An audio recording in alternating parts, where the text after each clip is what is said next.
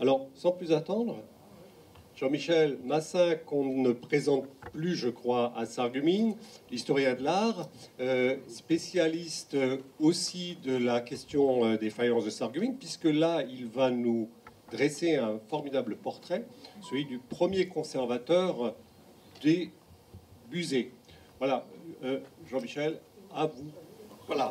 Voilà donc ma communication aujourd'hui sera sur Nicolas Amann, le premier conservateur des musées de Sarreguemines, mais ce sera sa contribution avant tout aux études micronésiennes, parce qu'avant de devenir directeur du musée, il était en Micronésie et y a fait le même travail d'études, de recherche, de collecte qu'il a fait pour le musée de Sarreguemines.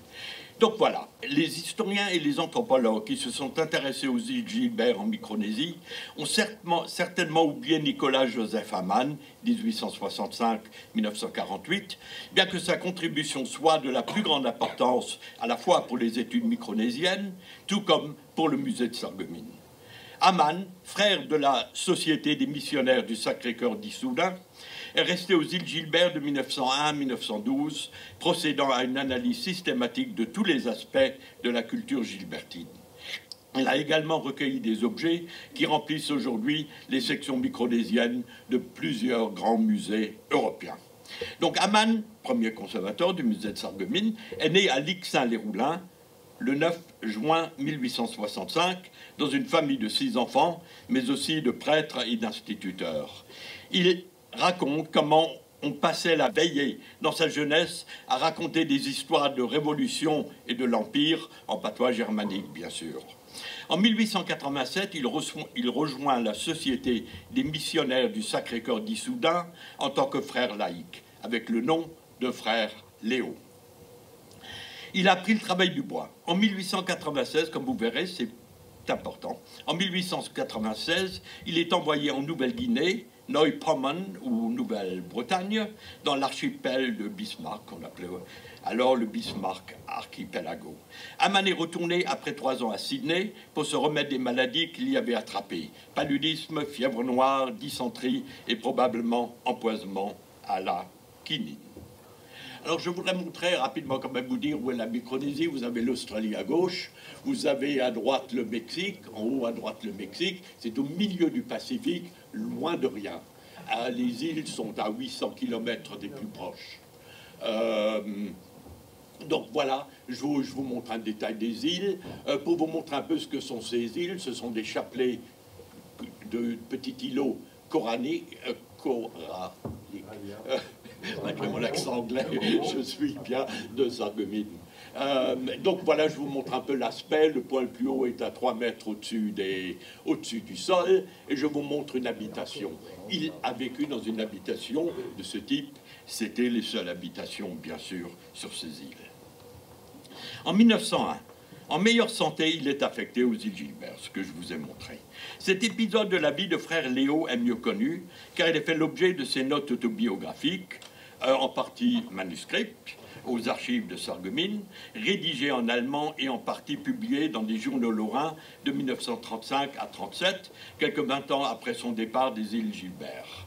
En ordre d'importance, dans le Courrier de la Sarre, que vous connaissez tous, et dans un journal catholique publié à Metz, le Metzer Katholisches Volksblatt, sous-titré en français « L'ami des foyers chrétiens ».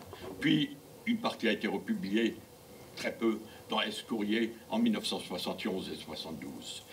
Au total, quelques 80 000 mots, c'est énorme, c'est comme une thèse consacrée à la culture des îles Gilbert et à son travail missionnaire. Ils sont apparus semaine après semaine. Amann a sans doute quitté les îles Gilbert en 1912. De toute façon, il était encore un non-outil en décembre 1911. Alors, qu'a-t-il fait dans ces îles? Il n'était pas religieux, enfin, il était frère, mais il n'était pas prêtre. Donc, il a surtout fait un travail éducationnel et aussi d'architecte, si je peux appeler ça de cette façon. La formation en charpenterie et au travail du bois de Nicolas Amann lui a été très utile comme frère laïque, bien qu'il ait également participé à des activités plus directement liées au travail missionnaire. S'il était toujours le seul sur ces îles, enfin, je veux dire, il y avait, sur la plupart des îles où il a vécu, il n'y avait pas d'autres missionnaires, ni d'Européens.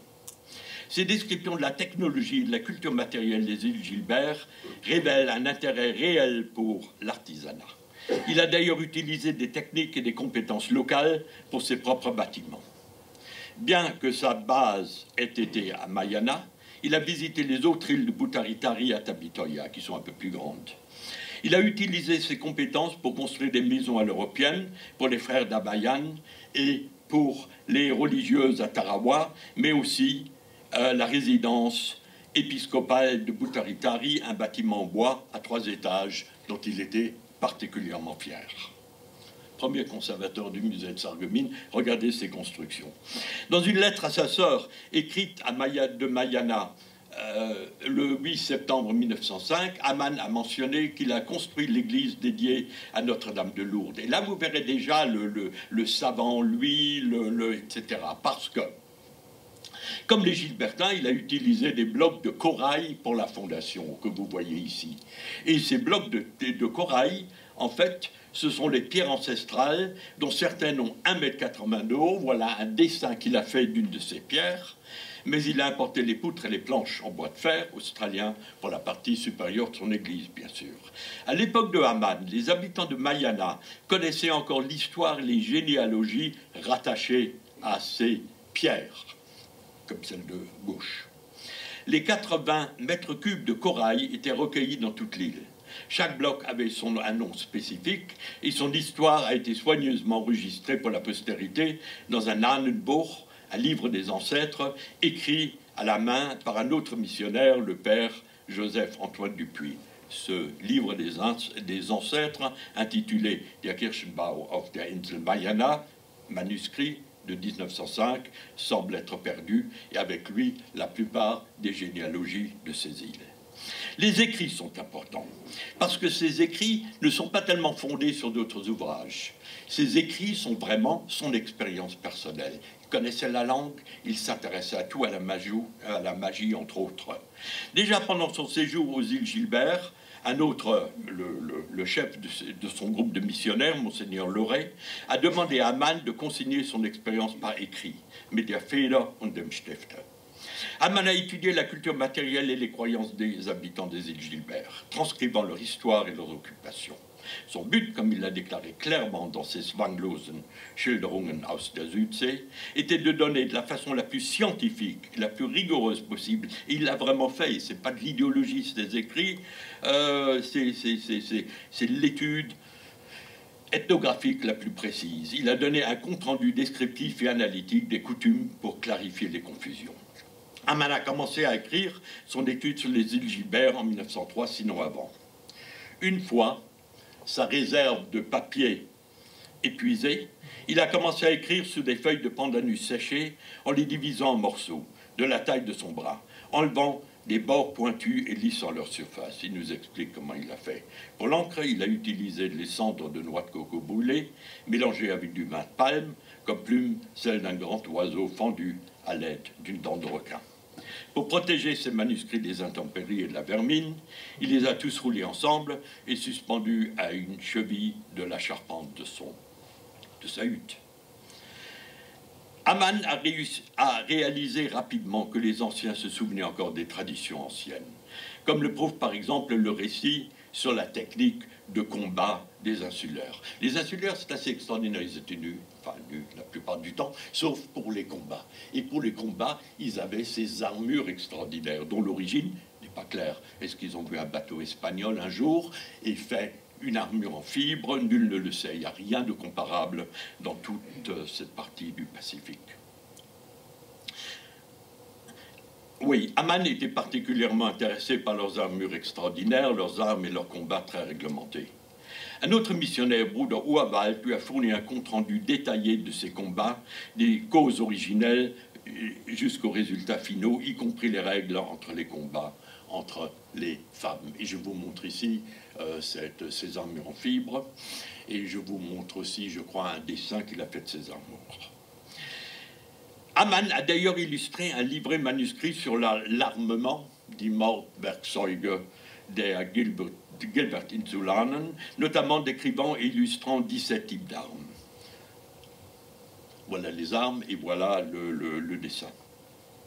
Aman a écrit de nombreuses pages sur leurs mythes et sur leurs croyances, y compris le culte des ancêtres, le totémisme et la magie, avec des listes d'incantations, à la fois en langue gilbertine et en traduction allemande.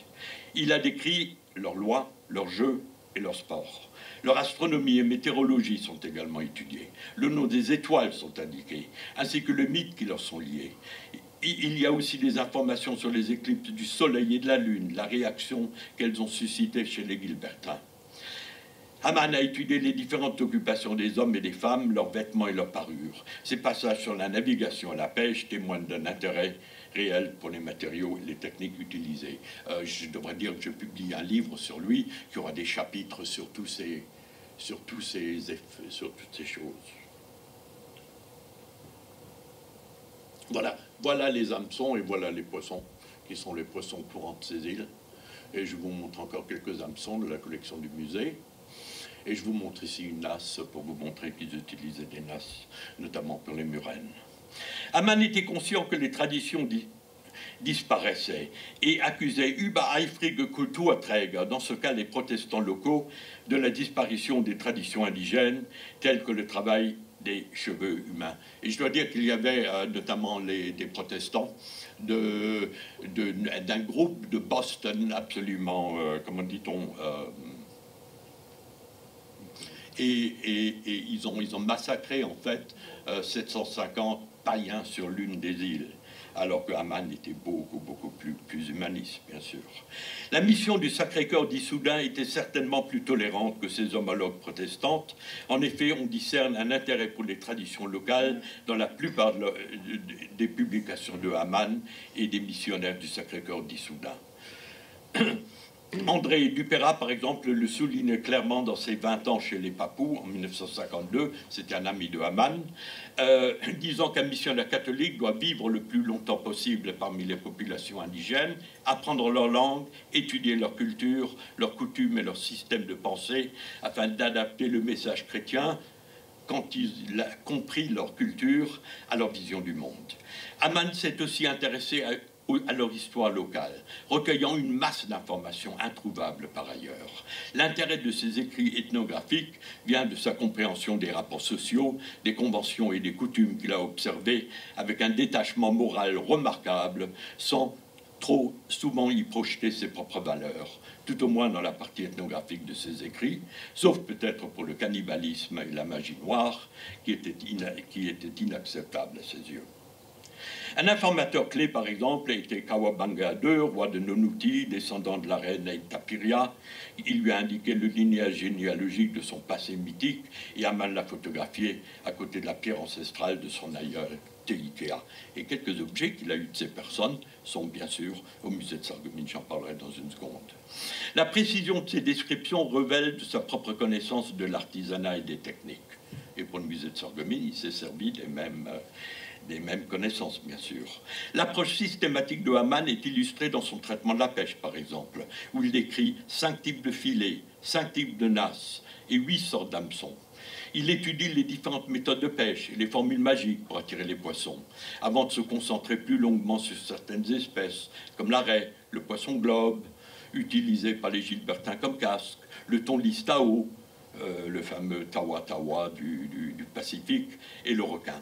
Les informations de première main qu'il fournit complètent substantiellement notre connaissance. Les dessins. Aman a également dessiné, de façon précise, mais peut-être un peu naïve, le pays et ses habitants et leur culture matérielle. Ces dessins, dont beaucoup n'ont d'ailleurs pas été retrouvés ou même survécus, sont des documents clés pour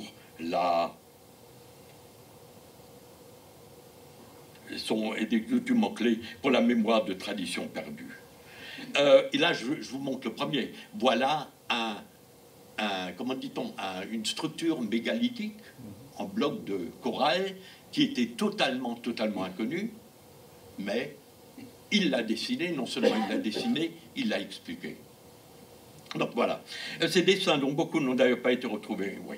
Dans l'archipel de Bismarck, par exemple, il a commencé à dessiner. Et a rempli ses carnets de croquis, y compris de proues sculptées de pirogues avec leurs figures fantastiques. Je ne les ai pas retrouvés, mais Aman affirme qu'ils étaient admirés dans toute l'Europe, parce qu'il avait ramifications dans toute l'Europe, comme je vous expliquais tout à l'heure. Dans une lettre envoyée d'Apayang dans les îles Gilbert au frère Léo en mai 1906, le frère Urwald, ils avaient tous des nicknames, le remercie pour ses photographies et ses dessins. Ceux d'un ornement de tête pour femme et d'une idylle de village étaient splendides, et frère Urwald avait l'intention de les publier dans un article. Alors je vous montre encore quelques autres dessins.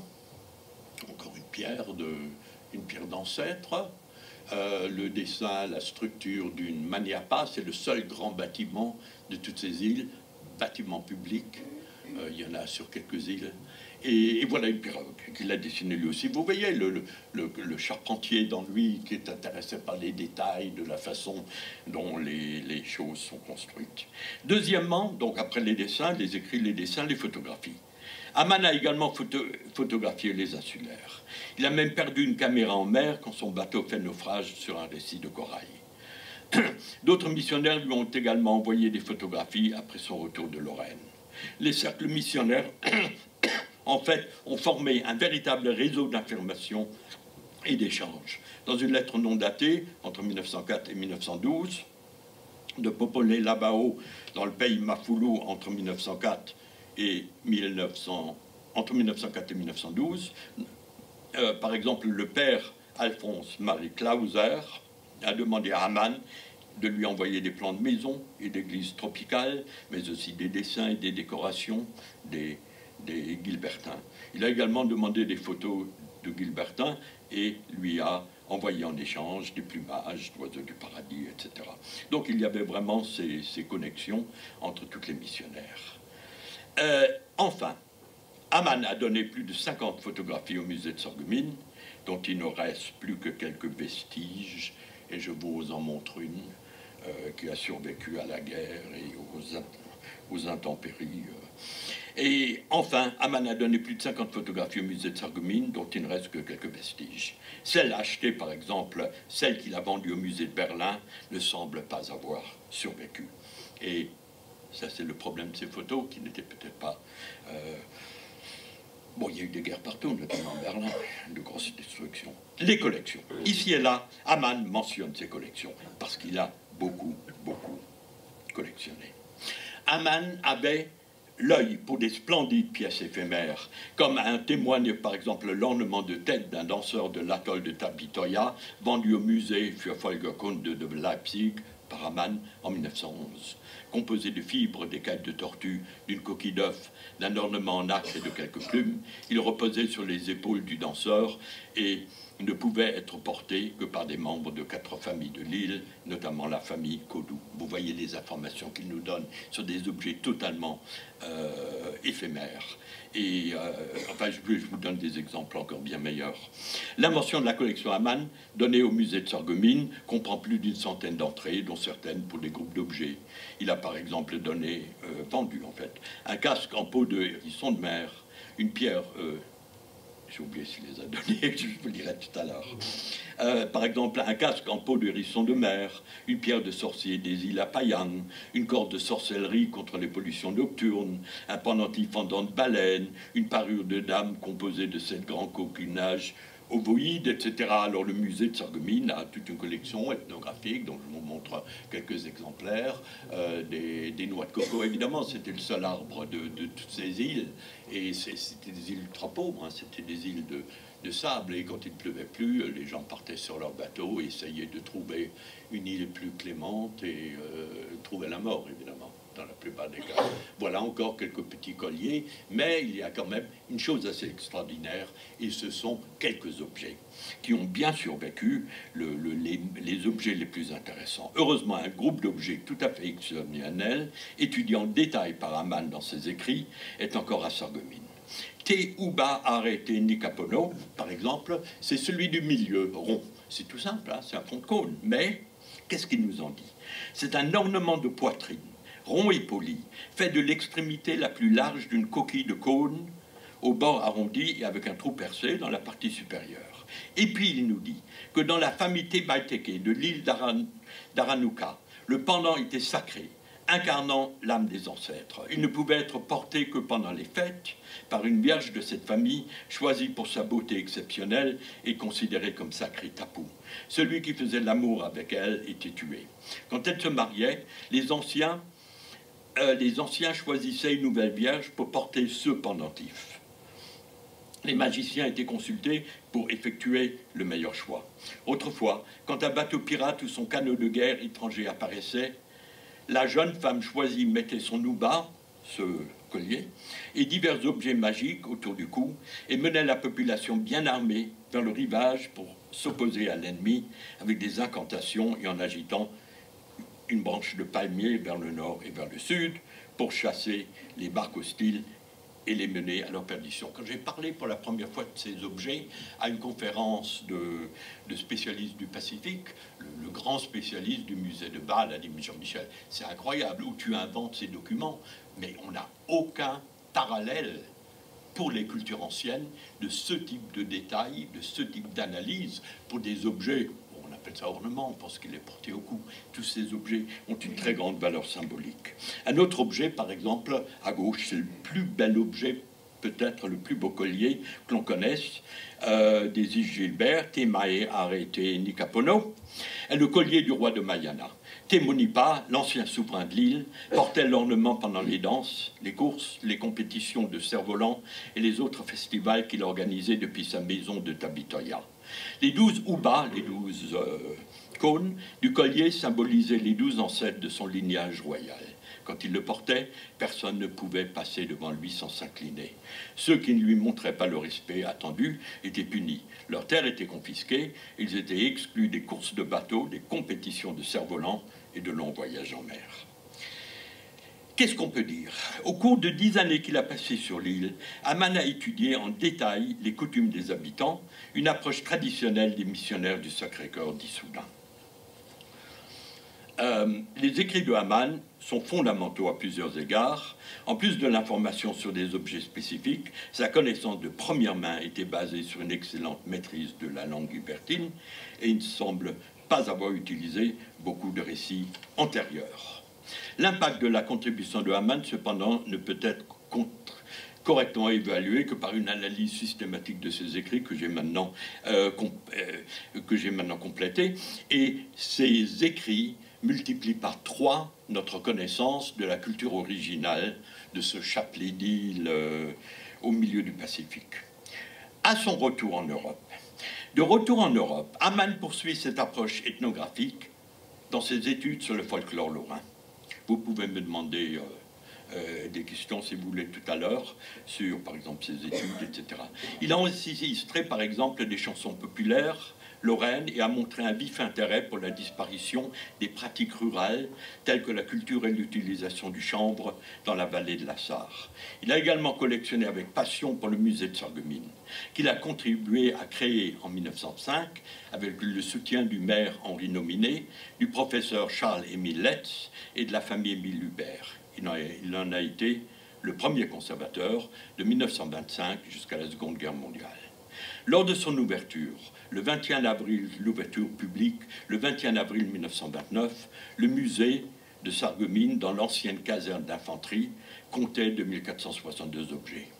Une grande partie de la collection du musée a été perdue pendant la Seconde Guerre mondiale, mais l'ancien catalogue dactylographié montre l'étendue du matériel recueilli.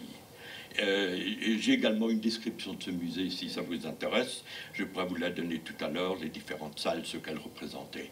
Mais pour terminer ma partie sur les intérêts premiers du premier conservateur de Sarreguemines, la 5e salle, par exemple, contenait la collection ethnographique de Aman, évaluée en 1925 à 60 000 francs, ce qui est énorme, ainsi que des objets d'Afrique. Vous avez le tambour à l'exposition d'Amérique, de Chine et du Japon, en partie donné par lui et en partie donné par d'autres. Pendant la Seconde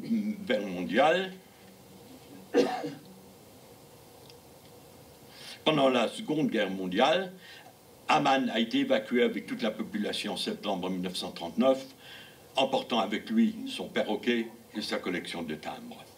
Il a fini comme réfugié à Saint-Claude, près de Cognac, en Charente. Renvoyé à Sarreguemines en septembre 1940, il avait alors 75 ans.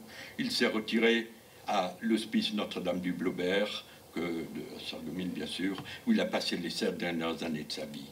Et il est décédé finalement le 8 avril 1948. Je vous montre pardon, je vous montre à gauche une